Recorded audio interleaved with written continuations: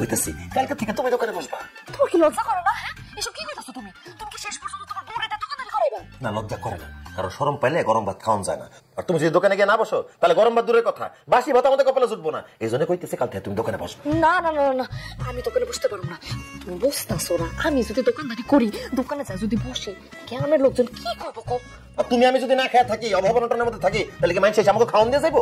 যে যা খুশি বলুক, আমি কারো কথার পরোয়া করি না। কাল থেকে তোমার দোকানে বসতে হবে, এটাই ফাইনাল। অসম্ভব, আমি দোকানে বসতে পারবো না। দোকানে বসতে পারবা না? না।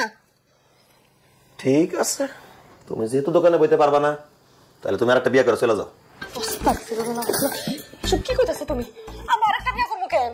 কারণ আমি দোকানে বসলে কোনো কাস্টমার আসে না, কোনো বেচা কেনা হয় না। আমি তোমারে খাওয়াবো কি? তুমি তো এই বাড়িতে না খাওয়া থাকবা, সেজন্য কইতাছি তুমি আরেকটা বিয়ে করে আমার বুকে লাগতে এই বাড়ি ছেড়ে চলে যাও। সাপলা না না, আমি তো তোমাকে ভালোবাসি, দরকার পড়লে আমি না খেয়ে থাকবো, তারপর আমি তোমার সাথে কোথাও যাবো না। আরে তুমি নাকি না খেয়ে থাকতে পারবা? আমি তো না খেয়ে থাকতে পারবো না।